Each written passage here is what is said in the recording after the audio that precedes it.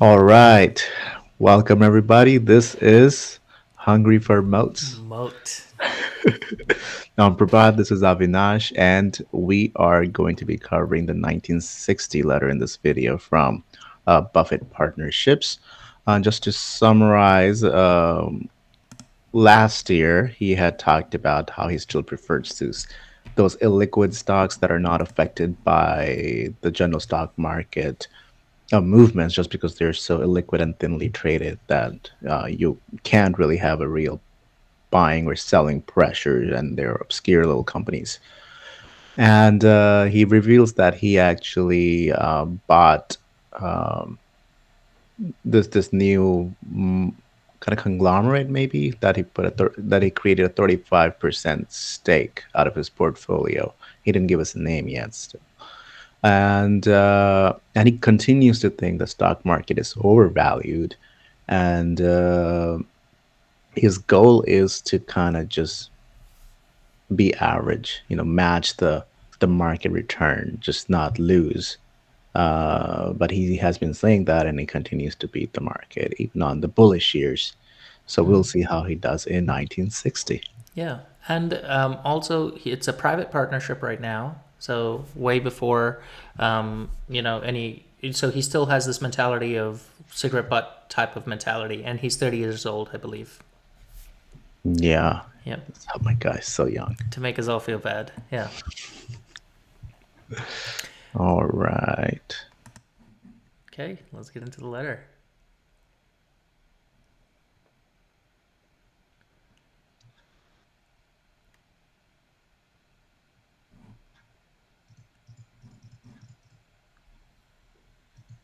All right. Um, the 1960 letter, the general stock market in 1960.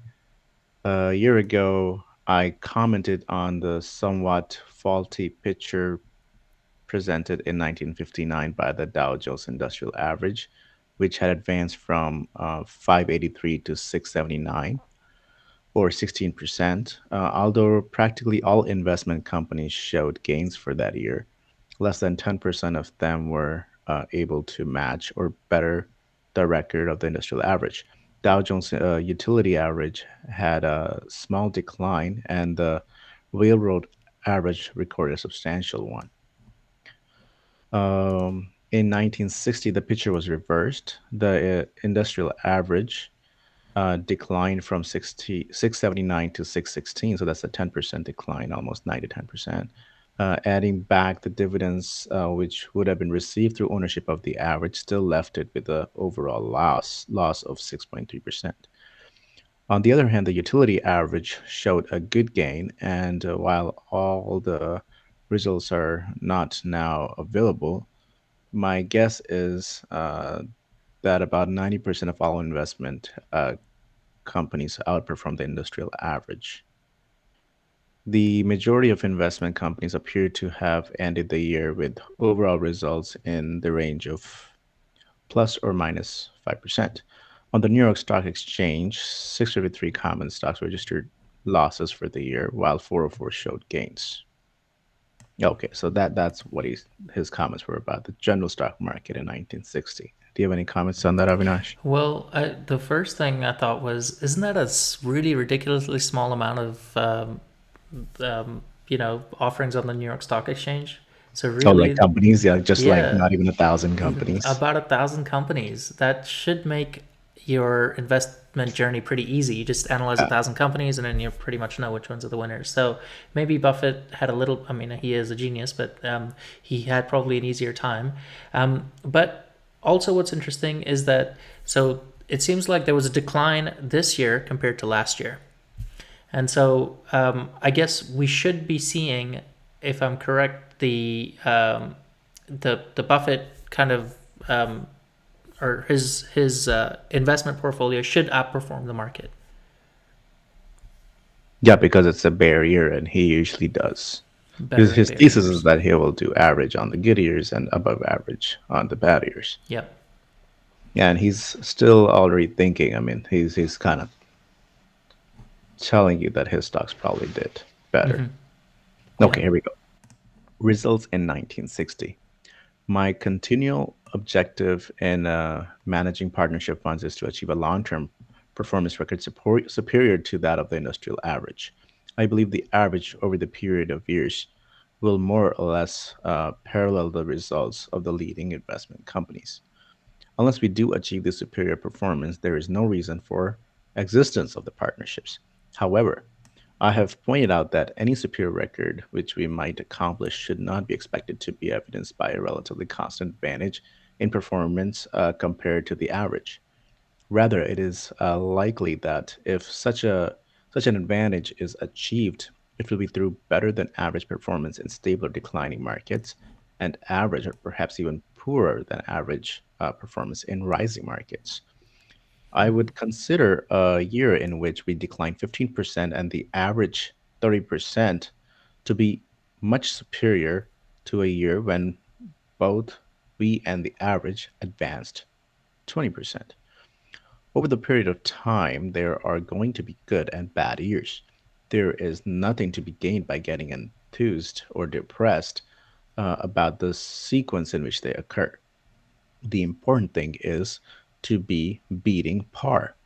A four on a par three hole is not as good as a five on a par five hole.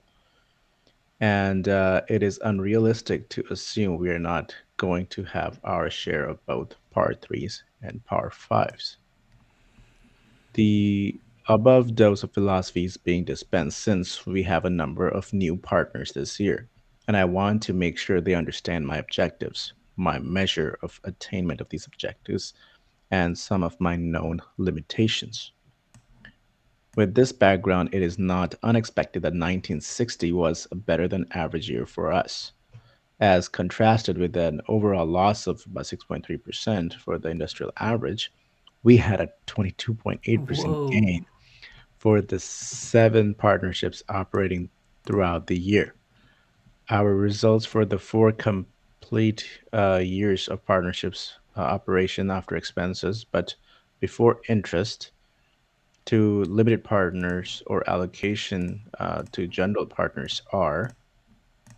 So here we have 1959, 57 uh, partnerships operating entire year. He had about three partnerships in 1957, and they had about a 10% gain, and Dow Jones had a negative 8% gain. And Avinash is trying to show you the table Yeah, that we let were me working try with and here. get to that table. That's it. That's it. Yeah, right here, right? Hmm. Okay. So 1960, this was You wait. Go to page 9 of the document. page 9. Okay, right here. That is still not.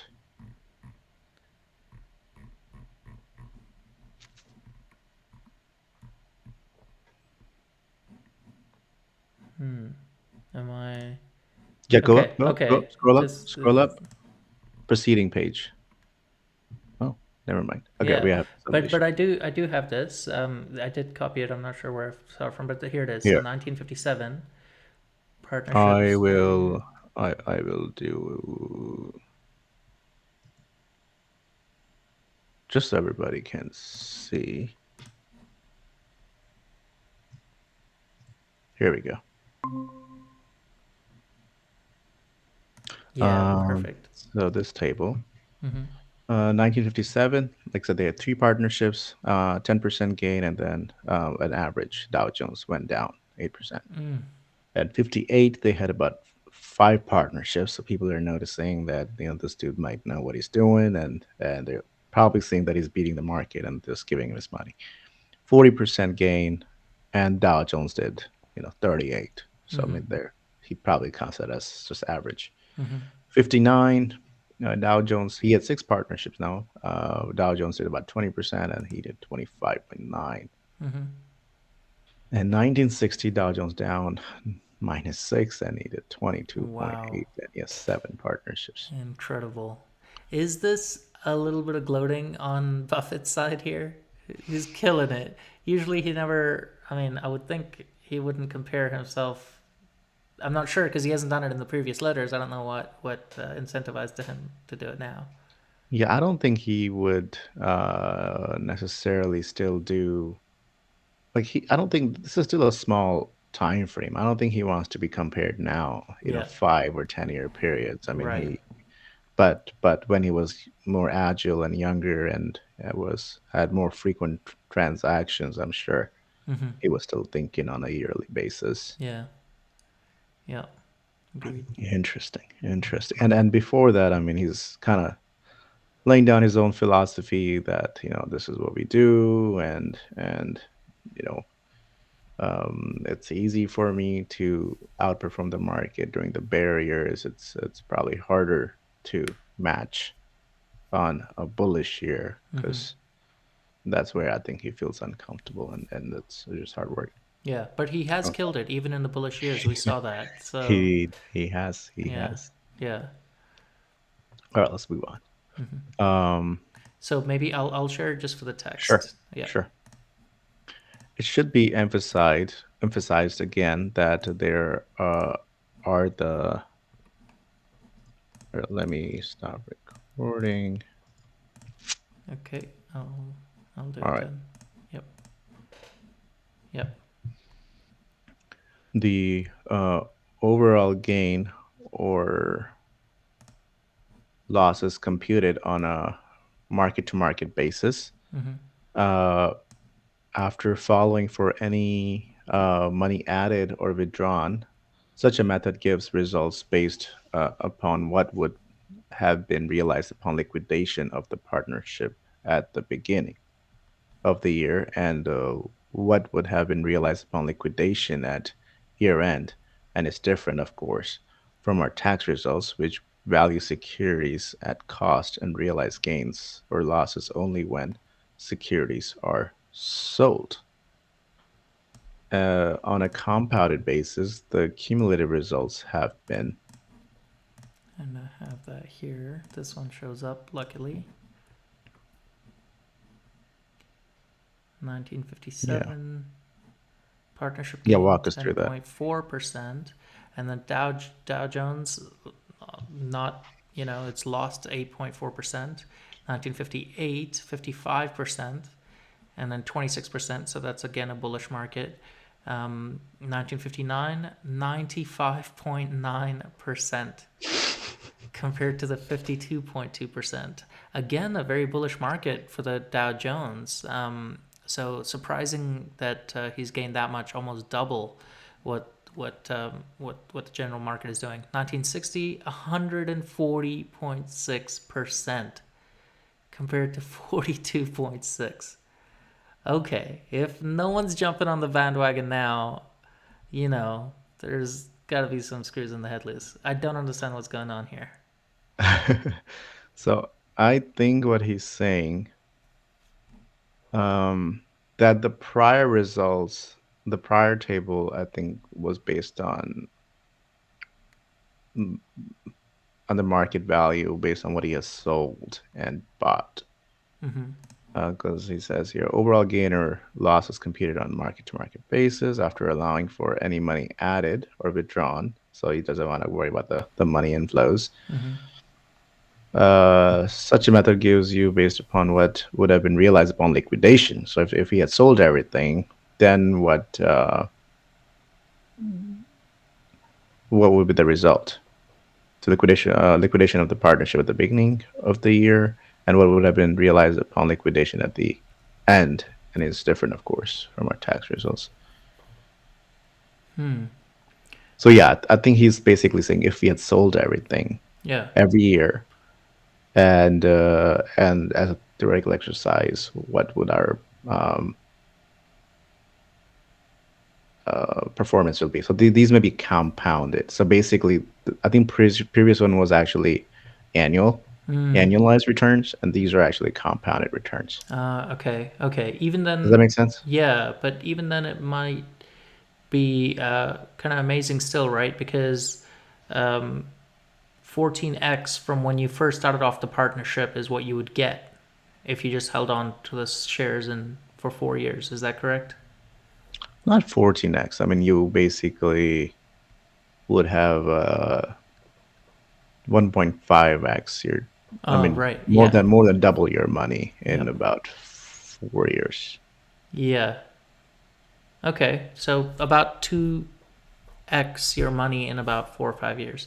Okay. In perspective, in today's day and Doesn't sound age, that that's like impressive. nothing. Yeah, it's like 2021. I mean, like buy Yeah. Bitcoin, you go up Bitcoin 10x in like 2 years. in 2 months. 2 months. 2 months. Yeah, pretty impressive. Okay, but still, so maybe it is pretty apt to compare against the general market, though, right? Because he's saying, "Hey, look, I'm doing pretty good here, but it's not like I mean, you're yeah, I mean, it's still reasonable gains compared to the general market, really." Agree. Yeah, yeah. Um, Although 4 years is entirely too short of a period from which to make deductions, what evidence there is points towards confirming the proposition that our results should be relatively better in moderate declining or static markets. To the extent that this is true, it indicates that our portfolio may be more conservatively, although decidedly less conventionally, is invested than if we owned blue chip securities. During a strong rising market for the latter, we might have real difficulty in matching their performance. Multiplicity of partnerships. The preceding table shows that the family is growing. There has been no partnership which has had a consistently superior or inferior record compared to our group average. But there has been some variance each year despite my efforts to keep all partnerships invested in the same securities and in about the same proportions. This variation, of course, could be eliminated by combining the present partnerships into one large partnership. This move would also eliminate much detail and a moderate amount of expense. Frankly, I'm hopeful of doing something along this line in the next few years. The problem is that various partners have expressed preference for varying partnership arrangements. Nothing will be done without unanimous consent of partners. Okay.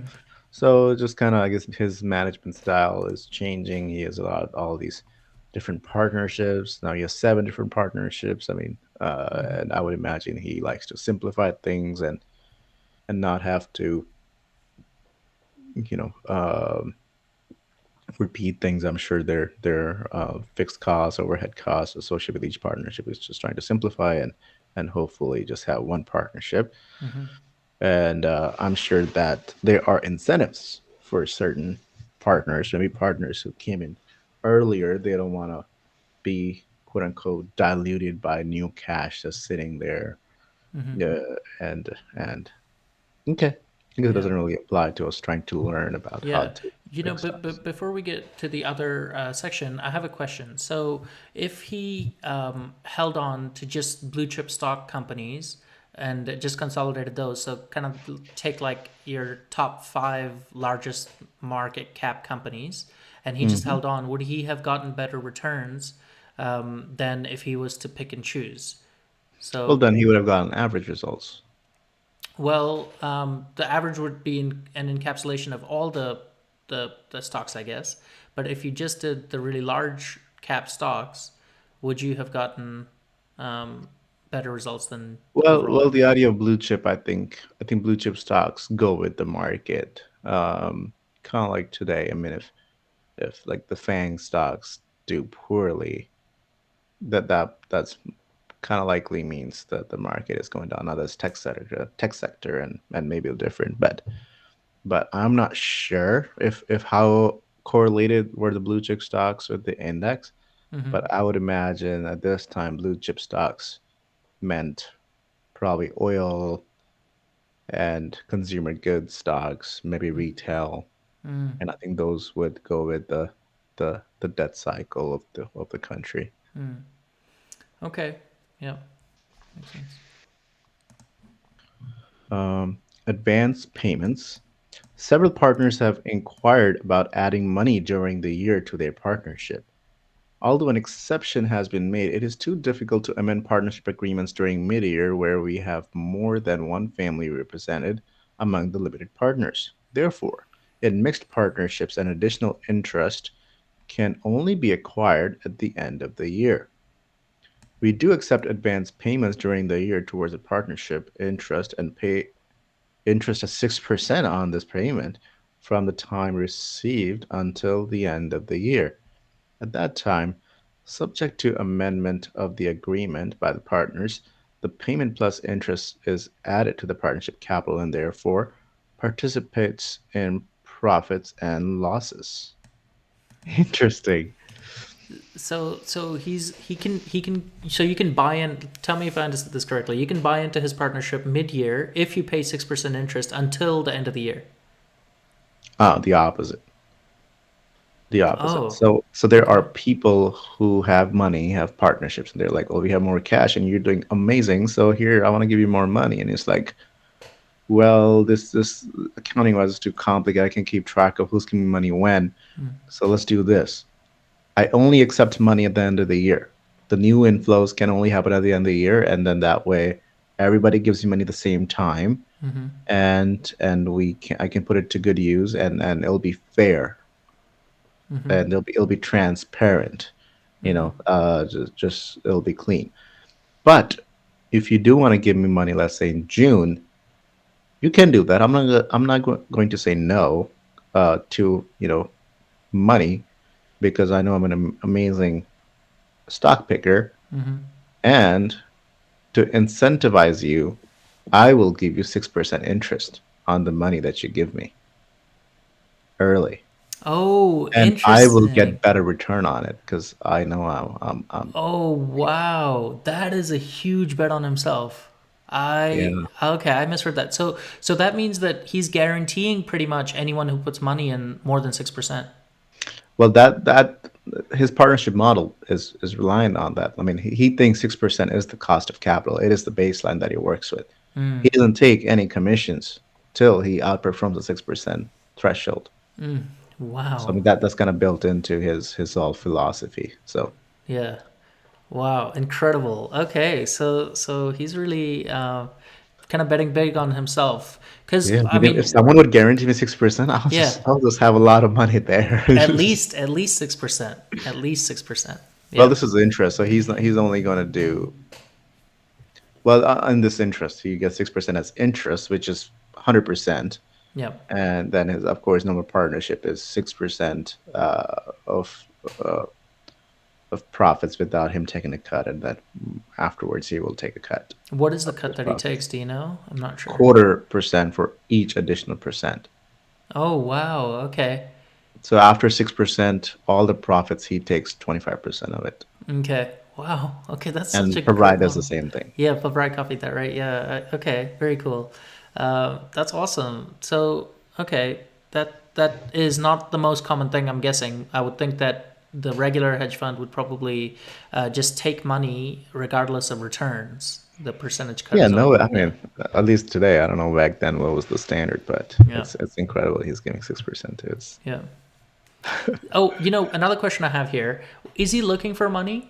Is he looking for more capital to I allocate think here? so. Because these Okay. people could, I'm assuming bank is also giving 6%. So these people could just keep it in their savings account and then at the end transfer it to Buffett. And I think Buffett is realizing that he could use, That I mean, money. I don't think he would borrow huge amounts of money at 6%, but for his limited partners, he's willing to do that because Okay.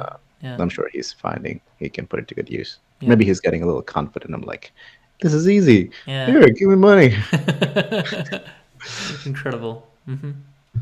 Okay, what is going with Sanborn map? I don't know what that means. Okay, let's see. Last year, mention was made of an investment which accounted for a very high and unusual proportion, just 35% of our net assets, along with the comment that I had some hope this investment would be concluded in 1960. Uh, this hope materialized. The history of an investment of this magnitude may be of interest to you. So it looks like he sold this already.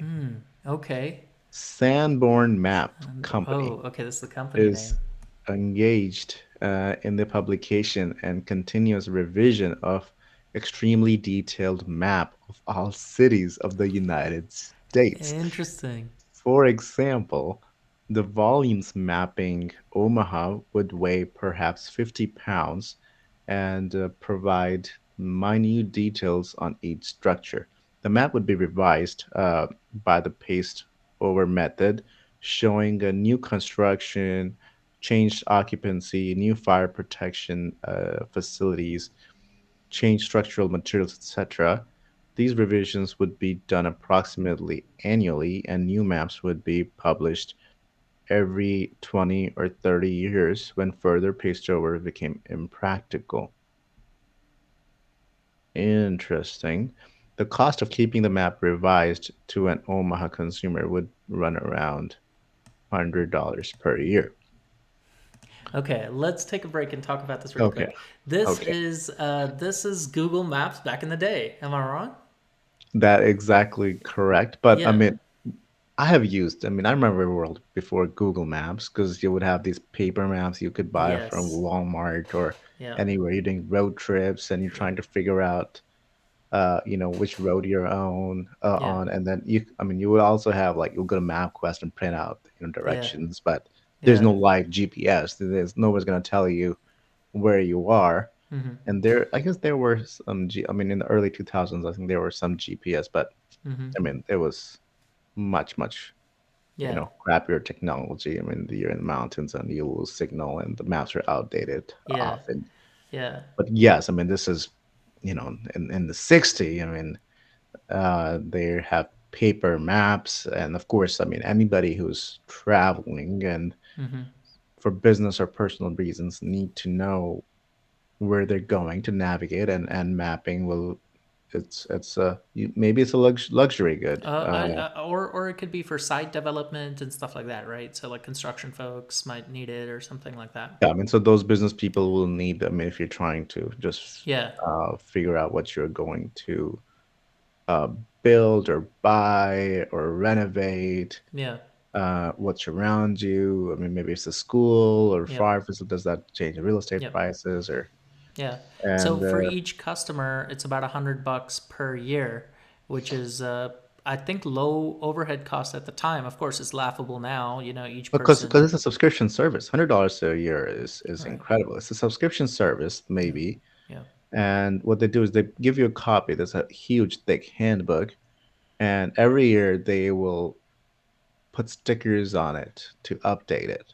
Mm-hmm. That's how they're updating. They're not printing a new book every year Mm-hmm. because that would be too costly. Yep. So I think you probably just send your book or you go to their office and they put the stickers and these overlays. Yeah. And after 10, 20 years, when there are too many stickers, they issue a new book and so that's probably a pretty old business Yeah. since they have this type of business model. Right. This Interesting. incredible detail. The Google Maps does not have this kind of detail. I mean, look at this. The next paragraph goes. This detailed information showing diameters of water mains, underlying streets, location of fire hydrants, composition of roof, etc., was primarily of use to fire insurance companies. Their underwriting departments, located in a central office, could evaluate business by agents nationally. The theory was that a picture was worth 1,000 words, and each evaluation would decide whether the risk was properly rated, the degree of conflagration exposure in an area, advisable reinsurance procedure, etc.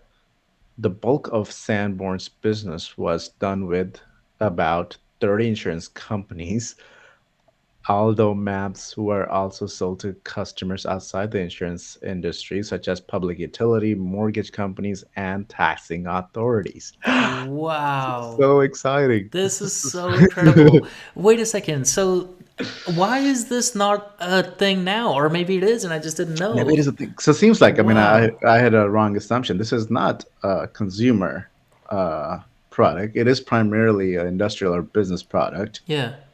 I mean, like, it's basically blueprint of the country. Yes, It and tells you sewer pipes, I mean, and diameters and the roof yeah, types. I mean, yeah. that's Well, that's what I found really fascinating, where he says that um, the roof material, what was it? Composition of roof. That's like what the insane. shingles are made of. I mean, that's some good. I mean, I Yeah, think it's still a thing that you maybe our municipal agencies have this information, but I don't even know where sewer pipes are in my own house. I mean, it's like yeah, such a big disconnect. But I can use my Google Map Street View to see what New York streets look like, and yeah, Paris streets look like. It's incredible how we yeah, have gone in such a consumer heavy IT explosion because of yeah. Google and all. I mean, I think other people have done it since. Yeah, incredible. And also diameter of water mains. Come on, man. I don't know if Which I is could get that important information information now. because Yeah, for any like you're trying to repair a road or if there's yeah, a water leak, I mean, you need to figure out where the information is and yeah, who's maintaining it. yeah. And I assumed it'll be a government agency doing it for the street level, but here we are in a capitalistic country where there is a for-profit company presumably making a better product than the government agencies, and it's profitable, and they're just making it work, and Buffett is making money from this. Yeah, incredible.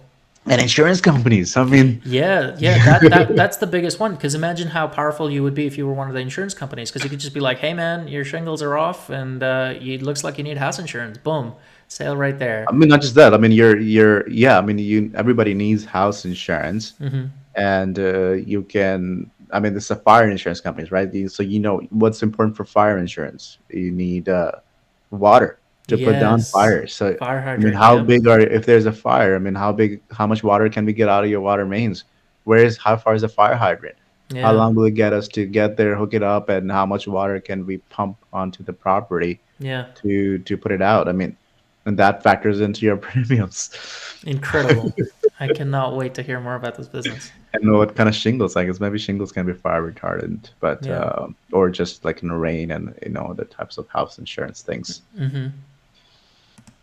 Oh my, this is the most exciting Yeah. section of this whole Yeah. I'm letter so so glad he's far. gone over this. Yeah. Knowing that he could dominate insurance later is just adds, so good.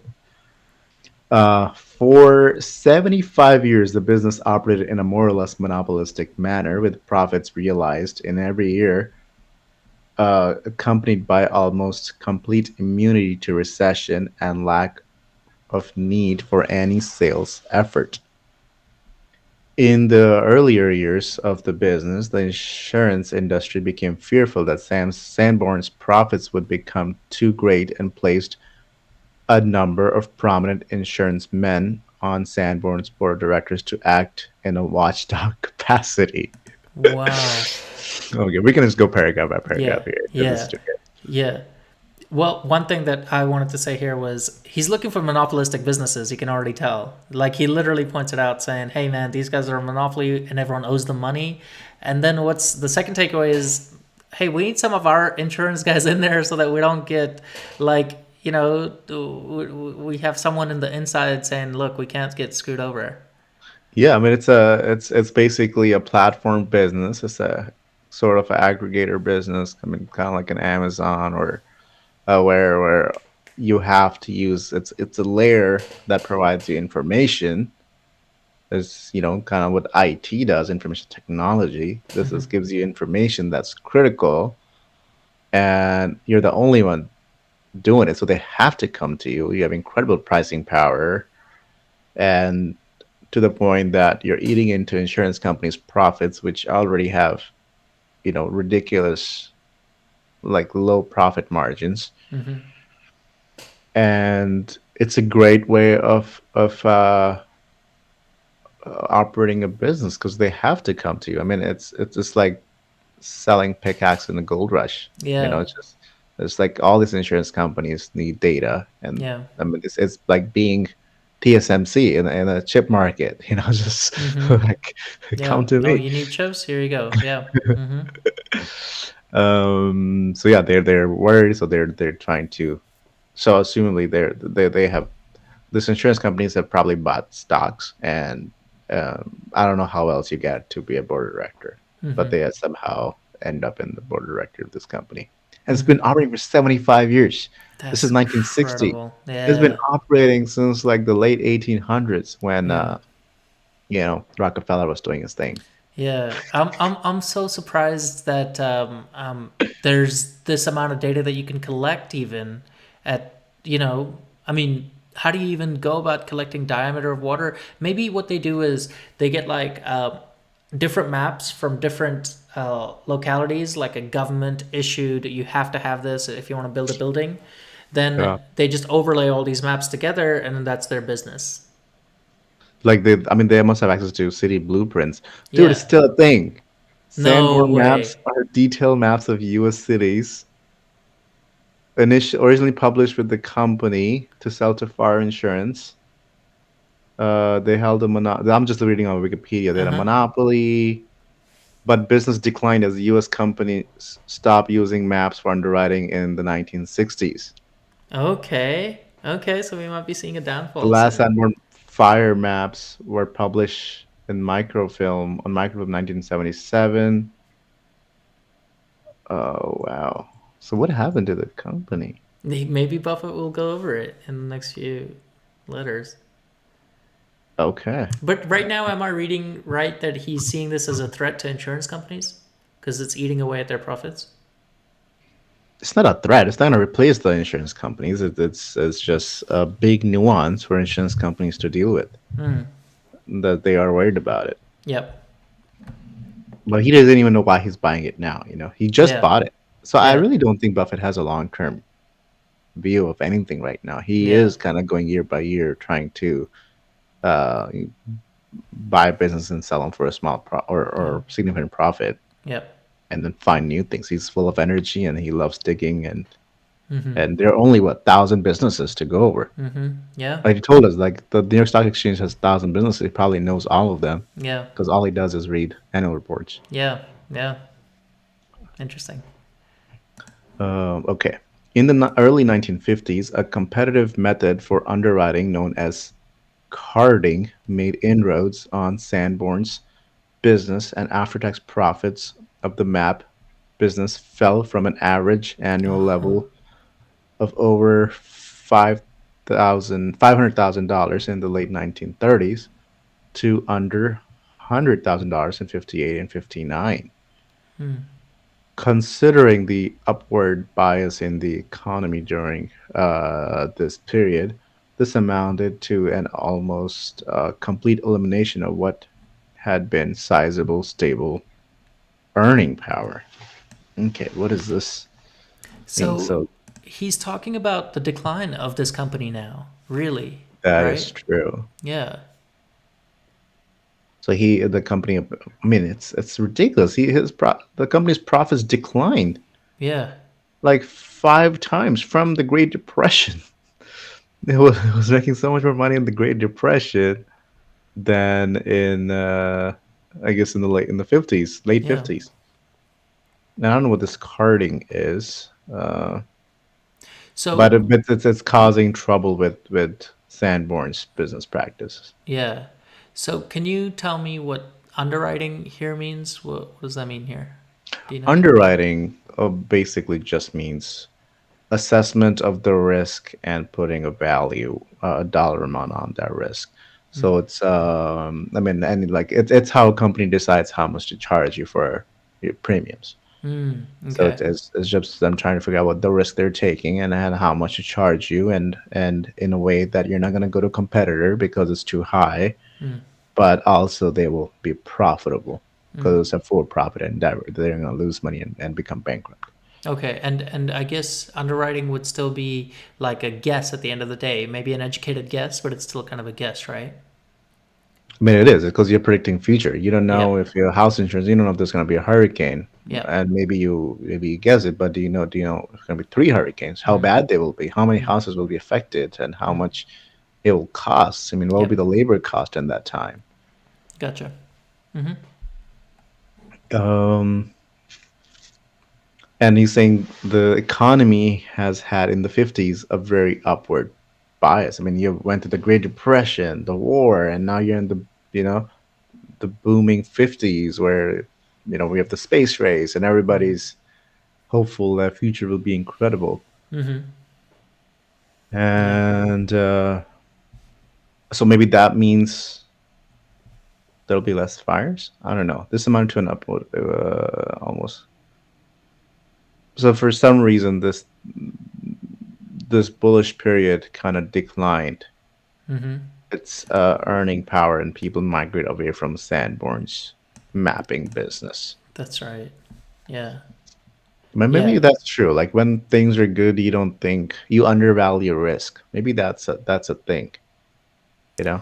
And and Yeah. and you're probably trying to cut corners. You're trying to improve your earnings as an insurance company. You're trying to cut costs because you're trying to keep up with this market that's bullish.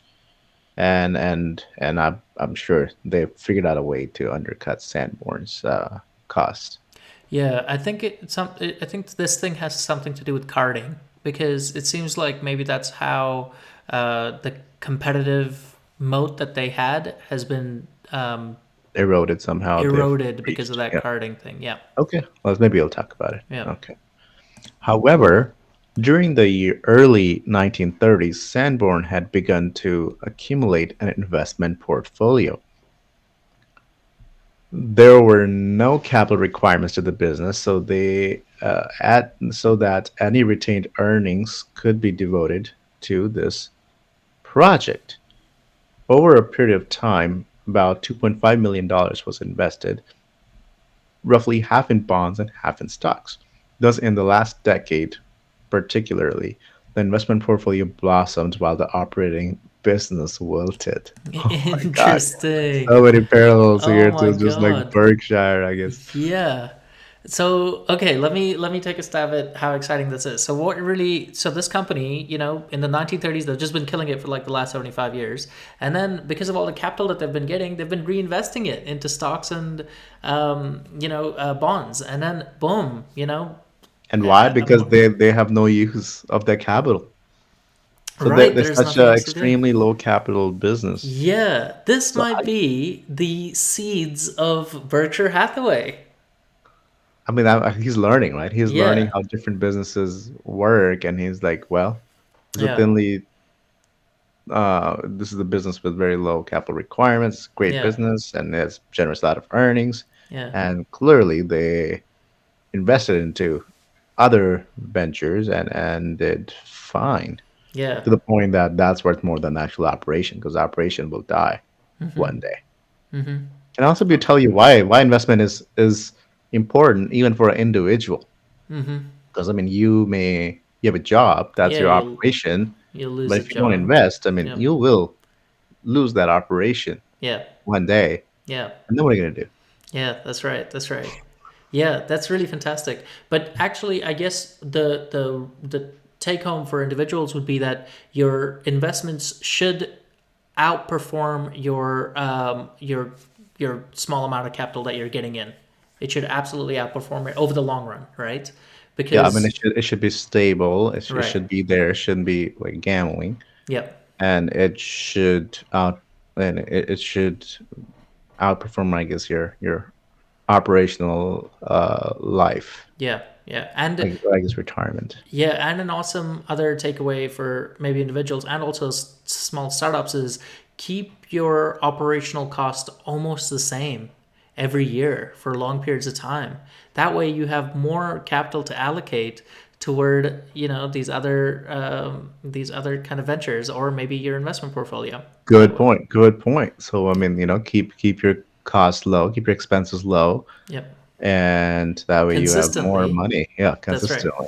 That's right. Yep. Oh my God, are we just like corporations? No. We just mini corporations that can reproduce. Okay, let's see what else he has to say. Oh my God, I kind of want. I hope he goes into all the things that they bought. Yeah. Oh, it'd be great. Let me give you some idea of the extreme divergence of these two factors. In 1938, when the Dow Jones Industrial Average was in the 100 and 120 range, Sanborn sold at $110 per share.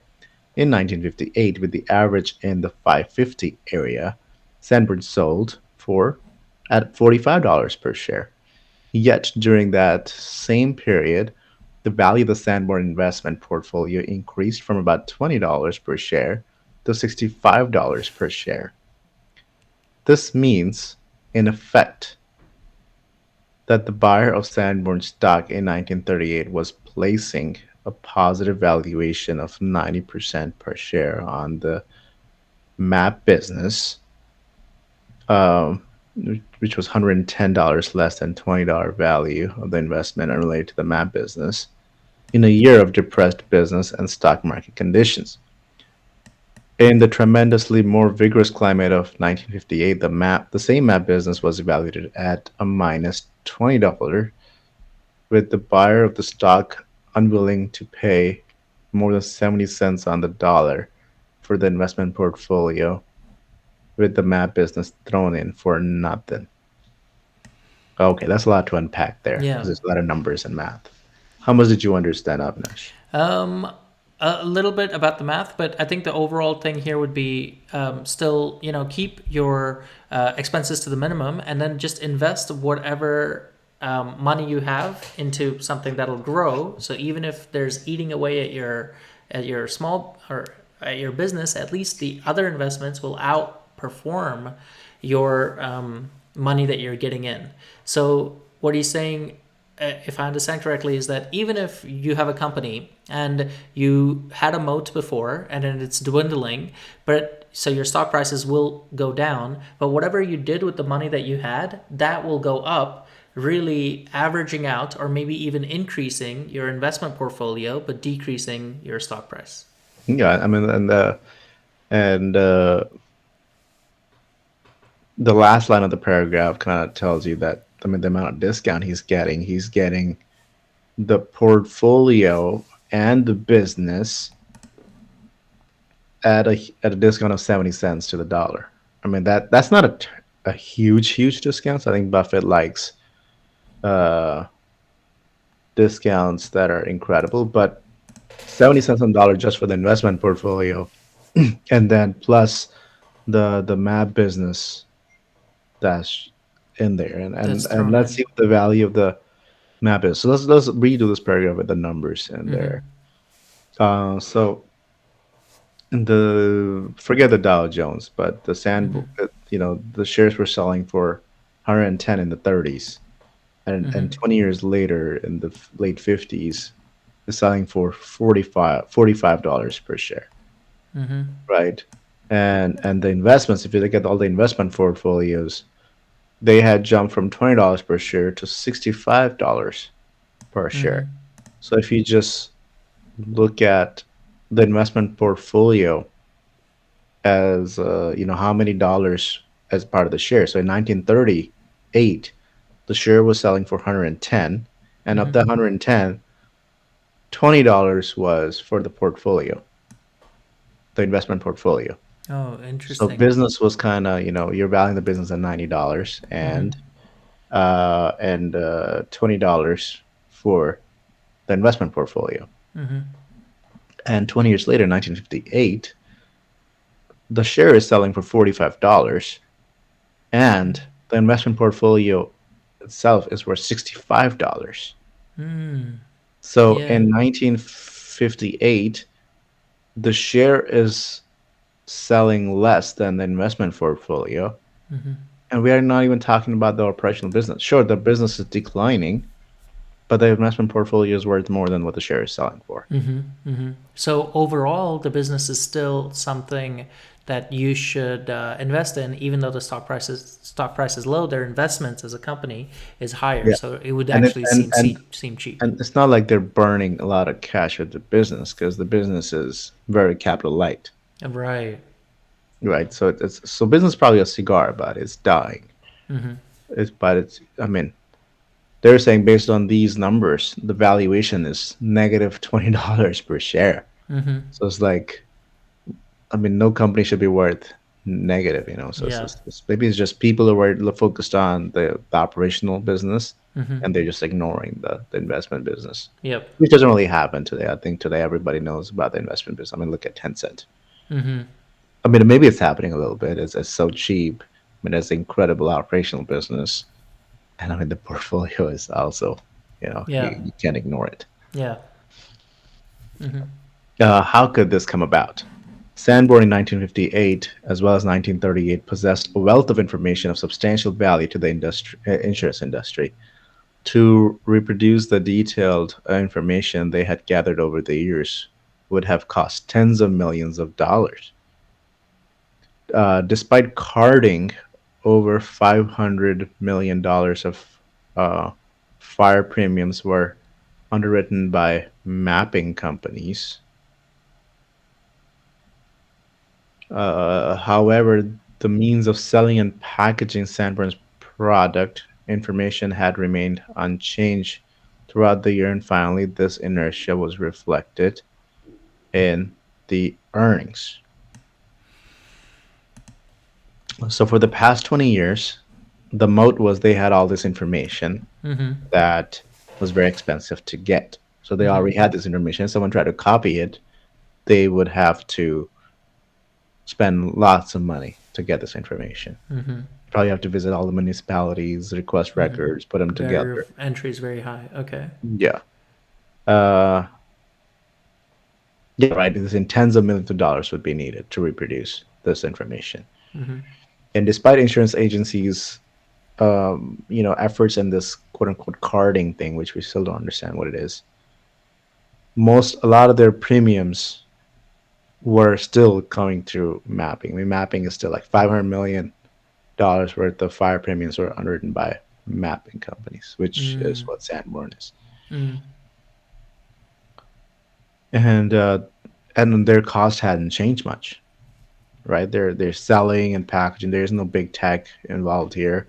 Mm-hmm. It's traditional, Mm-hmm. and I think the earnings had remained flat as well. The Mm-hmm. cost hadn't gone down, but it hadn't grown as a business. Right. All other businesses were growing. This had kind of staled from an Mm-hmm. operational standpoint. Mm-hmm. So I think that's what he's saying, and that's Yeah. why maybe the market was frowning on it because it's not increasing earnings. Yep. Yep. Wait, so quick question. So if you do have a company like that where it invests on the side, but that ends up being more profitable, you have to disclose that to the shareholder, obviously, right? Um, I am not. I don't know how much detail you have to say. Maybe you just tell them, this is what a lot of our money is going towards. You have to tell them what you're doing with the earnings because Mm-hmm. you're the shareholder, you're the owner of the company. But I don't know how much detail they have to go into what we're buying, when we're buying, Mm. because Buffett doesn't do that, right? Mm. He's just telling you I'm buying something, and that's just to be transparent and appease his investors. Mm-hmm. But then that's for American listed companies. I think rules are weird if you buy into international companies because I 10%. still feel like it's a chore to figure out what Tencent actually Mm-hmm. owns and what was the percentage. Mm. Mm-hmm. The very fact that the investment portfolios had done so well served to minimize, in the eyes of most directors, the need for rejuvenation of the map business. Sanborn had a sales volume of about $2 million per year and owned about 7 millions worth of marketable securities. The income from the investment portfolio was substantial. The business had no possible financial worries. The insurance companies were satisfied with the price paid for maps, and the stockholders still received dividends. However, these dividends were cut 5 times in 8 years, although I could never find any record of suggestions pertaining to cutting salaries or directors and committee fees. Oh, it sucks. And I also was like, goddamn management. It looks like they just got, stale and they stopped caring, Yeah. complacent. And they're like, well, we're doing just fine. We don't need to worry about anything. So essentially, Buffett would say a good management has one goal and one goal only from an operational standpoint. Mm-hmm. It is to widen the moat. Mm-hmm. And looks like they let the moat shrink Mm-hmm. because they were too fat and too happy Yeah. getting the money. And they could do that because it's a great business, and sometimes great business don't even need good management, and they do just fine, and they're diversified into all these different securities, and that kept them afloat as well. But they're still trying to keep up because stock is declining, and they're trying to retain earnings, and cutting dividends, and not cutting their own salaries. But Maybe you they were. know, maybe I don't know. Just to take the other side of it, what if you said, "Hey, look, we have a great business. I get it, and I don't think we'll get too threatened. Well, let's put kind of little capital toward that. Let's Yep. cut dividends. Anyway, we know the stock price is going down, but we'll have more money for ourselves and for our investment portfolio. So maybe that's not too bad of an idea, right? Like, hey guys, we don't really know how to improve this business. It's already making us a lot of money. Yes, we're on the decline, but at least we have some money to put away. We have more money to put away in our investments, and that's growing, right? True, true. I mean, it depends. That's a capital allocation question. So if they are truly cutting the dividends and using the proceeds to invest, brilliantly, I mean, then nobody's going to argue with that. But I have a feeling they may not be doing that, and that's why stock is possibly going down. Yeah. And he's on the board. Okay, here we go. Next paragraph. Prior to my entry on the board, Oh, what's up? Okay, the big dude's in the house. All yeah, right. it's like bought so much. Of the 14 directors, 9 were prominent men from the insurance industry who combined held 46 shares of stock out of 105,000 shares outstanding. That's it. That's not too much, okay? So all these, I mean, first Which, of all, he has all these people from the insurance industry now, on yeah, the same board, and they just own what? They also own so yeah, little. but it makes sense because that means they don't believe in the stock, right? They They own don't believe very the little company. of the They're just, stock, I right? guess, they're just interested in being on the board. And also, they're getting these fat paychecks, community fees and stuff like that, salaries and As so board forth. directors as well. Yeah. Yep, yep, Just less insider yeah, ownership. yeah. So he's calling him out basically. Yeah. Despite their top positions with very large companies, which would suggest a financial wherewithal to make at least a modest commitment, the largest holding in this group was 10 shares. Damn. In several cases, the insurance companies these men ran owned small blocks of stock, but these were token investments in relation to the portfolios in which they were held. For the past decade, the insurance companies had been only sellers in any transactions involving Sanborn stock. Yeah, he's basically shitting on management. He's like, guys, what are you doing? You don't even believe in your own stuff. Well, these are board directors, and yeah, I mean they're and looks like there are a lot of outsiders in their insurance industry. Uh, Maybe they were used to be in the insurance industry, but I think Sanborn has data and actually helps with the underwriting. So maybe they know something about underwriting, and are able to position and maybe create turn on numbers that are useful for industrial insurance industry. So maybe they're the liaisons. But yes, financially speaking, they've been selling their stock, Yep. and don't really have aligned interests anymore. Yeah. The 10th director was the company attorney who held 10 shares. The 11th was a banker with 10 shares who recognized the problems of the company, actively pointed them out, and later added to his holdings. The next 2 directors were the top officers of Sanborn, who owned about 300 shares combined. The officers were capable and aware of the problems of the business, but kept in subservient roles by the board of directors. The final member of our cast was a son of a deceased president of Sanborn. The widow owned about 15,000 shares of stock. Oh, okay, so this dude owns like 15% of the company. Yeah. Yeah. Hmm. Random guy. I mean, not random guy. It's I the mean, son of the related, but not really president. in the known of the Well, business the or whatever. widow owns that, and the son Yeah. is just on the board representing her. So Yeah. they're closest thing they have to the owners. And yeah, and I like this guy, the guy who's like a complainer, the banker, the lounge Yeah. guy. Yeah. He like knows the problems, points them out, tells them why this sucks, and then buys more. Yeah. Yeah. Weird. Why would he buy more? Maybe he thinks that they'll improve or something. I don't know. Yeah, yeah, yeah. Thing Yeah. is, maybe his complaining is decreasing the stock, and then he buys more. Yeah. Interesting. I wonder how much Buffett owns. Maybe we'll find out. He will go over that, I Yeah, think. for sure. Uh, but Okay. yeah, yeah. I don't think he has told us. Uh, Okay.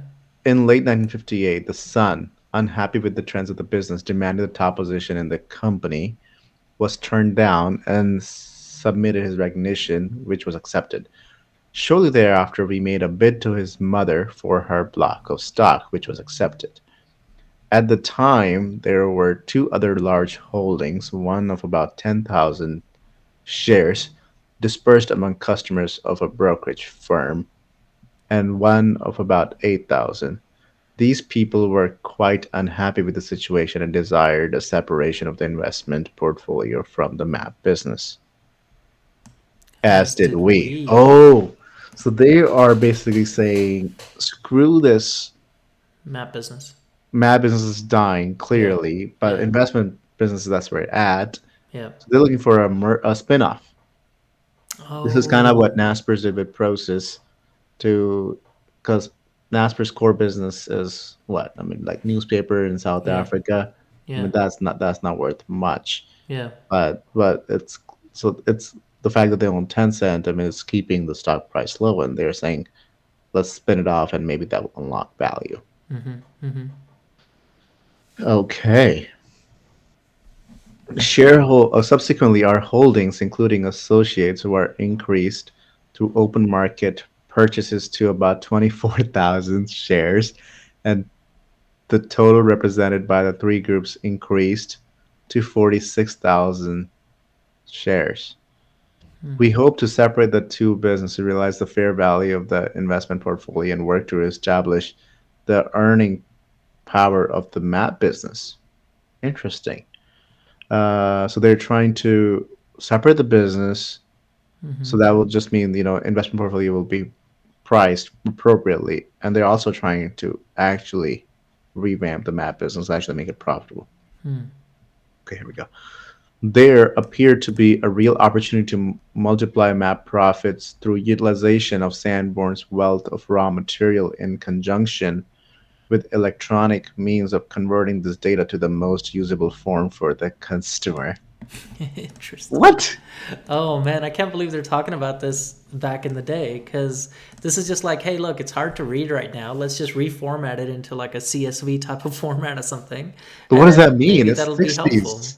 What is electronic data? Maybe this is like those things that those old school monitors where you can turn knob it and then you get like a digital, not digital, but like a zoomed in version of the same papers. I don't know. Maybe archives. I'm thinking. I'm not sure. I don't Maybe know. films. Films. Yes, I think electronic might that's mean right. paper to films. Yeah, could be. Yes, yes. I'm surprised that they don't. He doesn't want to just like kick this business out and just be like, screw this, just focus on the Well, investment actually, business. Buffett has very much short um, time horizon focus. I think he just, like I said, he's an active investor now. He wants to go to these companies, force them into these mergers and spin-offs, and unlock the value there, and then afterwards sell his shares Yeah, and move on to a different thing. I mean, yeah. it's interesting. And they have raw material. I don't know what that raw material Maybe is. those are the paper, the blueprints and stuff like that. Yeah, yeah, yeah. Okay. Uh, there was considerable opposition on the board to change any type, particularly when initiated by an outsider. Although management was in complete accord with our plan, and a similar plan had been recommended by Booz Allen and Hamilton management experts. To avoid a proxy fight, which very probably would not have been forthcoming, and we would have been certain of winning.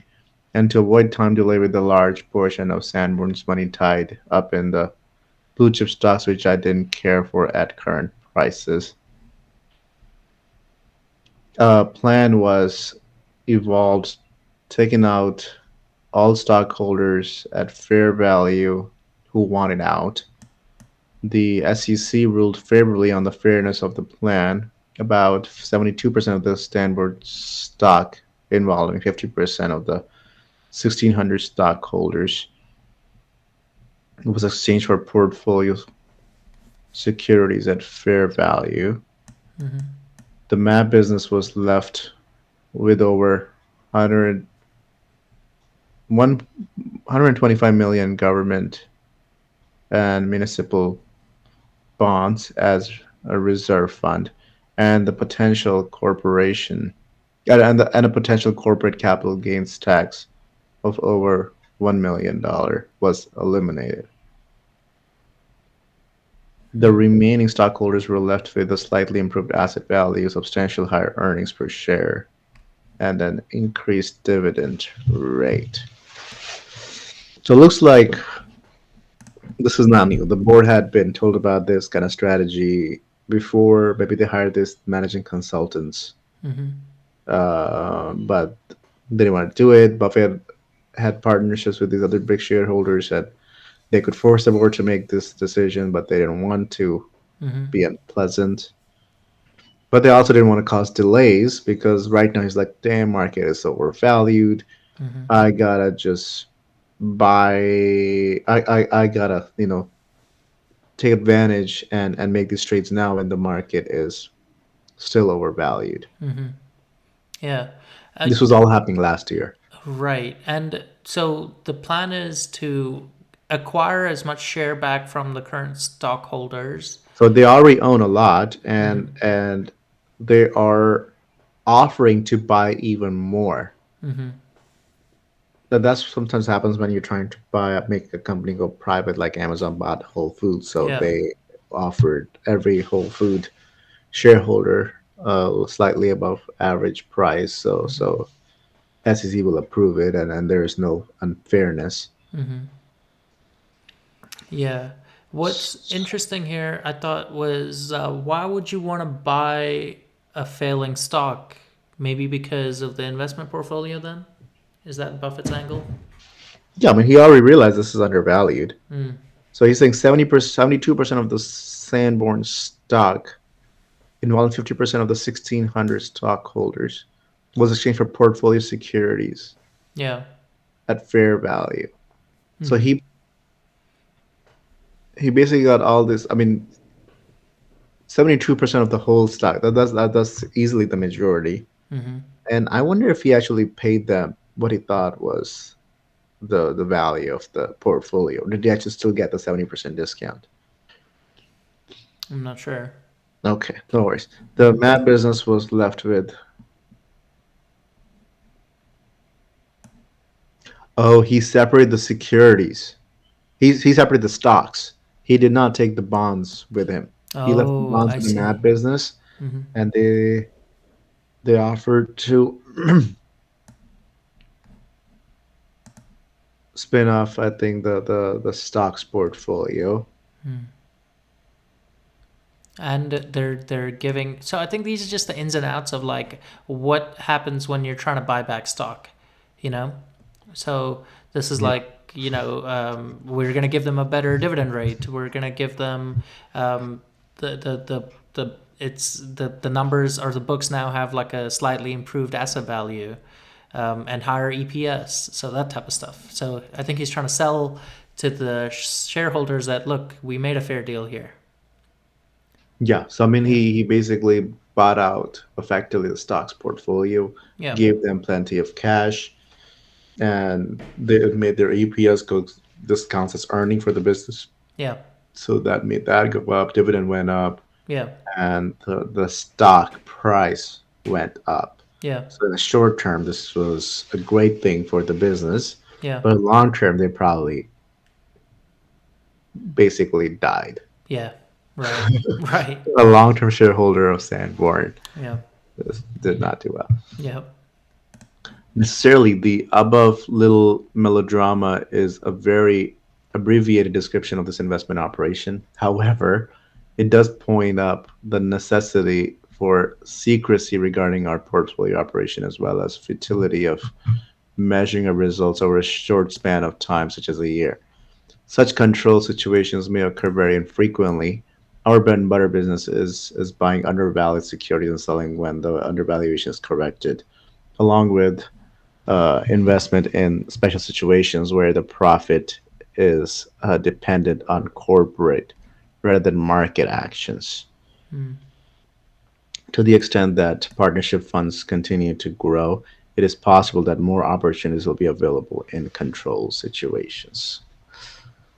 Okay, so he's saying control situation, I think, means when he takes control of the company. Yeah. Um, Saying that doesn't happen frequently, right. but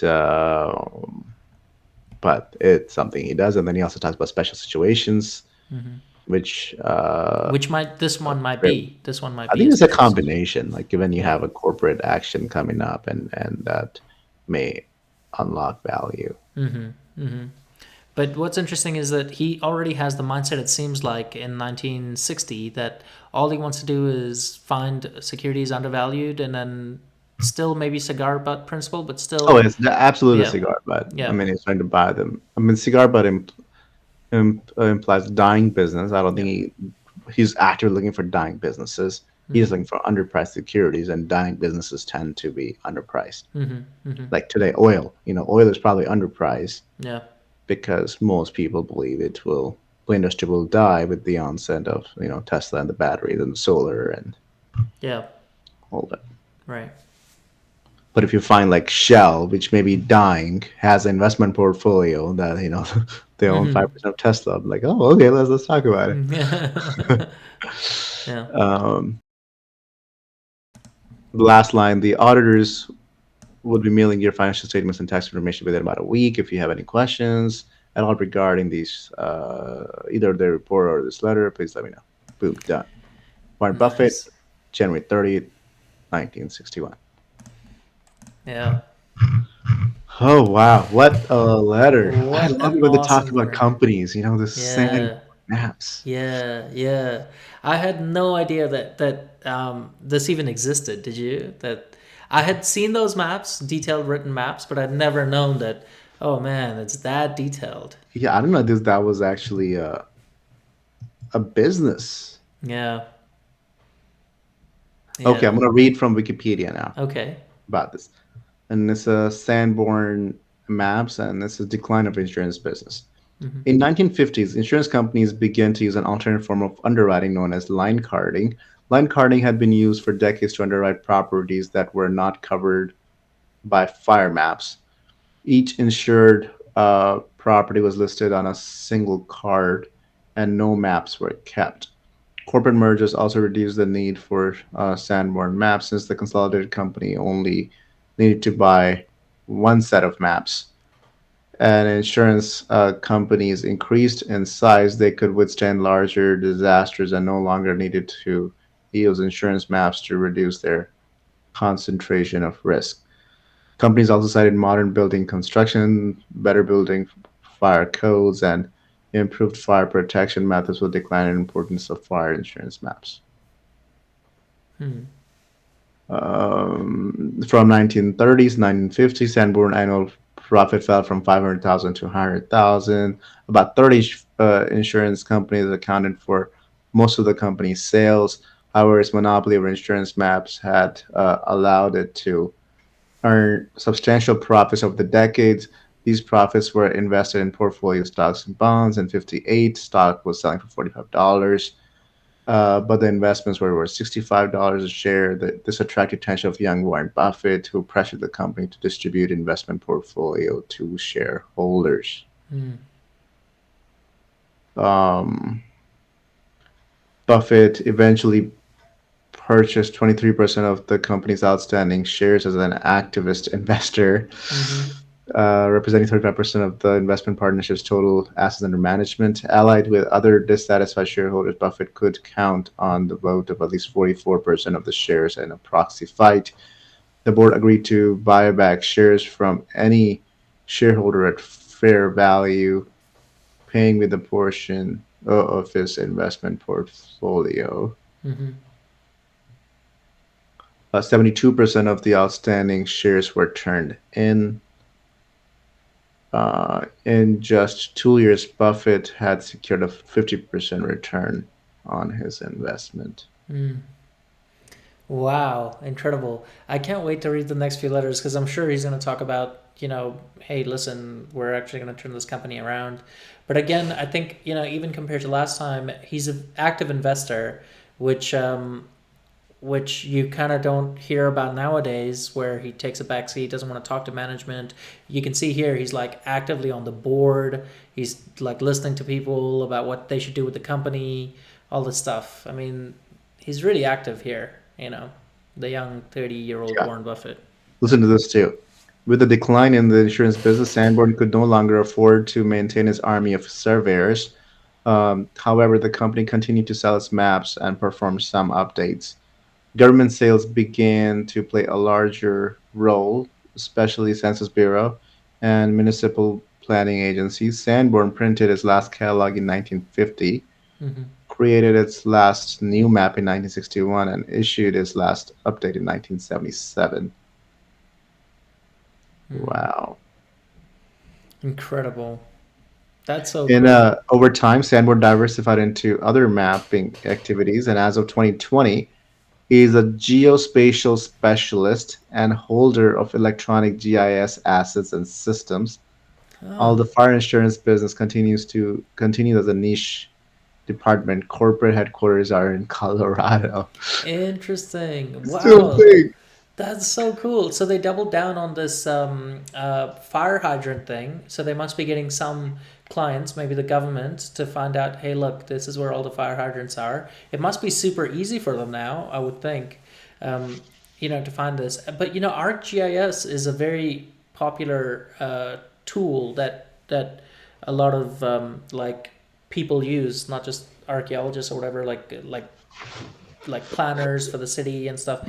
So I wonder if they have any investments there. But yeah, I'm sure it's a GIS tool. But it's interesting. It's cool. Now they're kind of a tech company, but really their only niche is fire hydrants. Yeah, it sounds like they were primarily this whole time a fire insurance tool for insurance companies who wants to protect against fire. Yeah. And they were the only thing. And it looks like the government wasn't providing any tools, and fire agencies cared about it. And of course, like any other industry, I mean, there's each insurance company will have to buy their own insurance maps, Right. and as they grew and got consolidated, I mean, the company lost a number of Yeah. customers, and because one company could just buy it. So Yeah. Interesting. You know what's weird? Couldn't this whole business just be like completely like annihilated with? So you just set up like a machine learning thing for detecting fire hydrants. You have Google Maps, I don't roadside. think it's just location of Boom. fire hydrant. I mean, No. that's simplifying it. I don't think it's Okay. just where are I think it's also water pipes and Okay. what kind of material is used in a building for fire, type things. If there's Gotcha. a fire, what would happen? And not just this building. What about the next building? And Yeah. and the building, all the buildings in this block. Because if Right. fire happens in this other building, this Yeah. could reach this building, and Yeah. so you need a lot more Yeah. information. But very cool. Yeah, this concludes the 1960s. We're in the 60s now. This is going to be exciting. That's 60s. awesome. Is that where the hippies were? Uh, Beatles. I think so. Yeah. Yeah. The Beatles came around. I think they were Yeah. probably in 50s too. But Yeah. Very interesting. dang, very Very interesting. cool. Wow, wow, Yeah. so much information. All right, Yeah. Love till it. next time. All right. This was Hungry for Moat. For Hungry for Moat. We Sorry, need a we didn't logo. We need sync. we need a gesture. Hungry for moats, digging. I don't know, Fireballs. or we rub our belly. Hungry for moats. Or afterwards. All right. Till next time. Uh, 1961. 1961 will be next year. Yep. Yep. All right.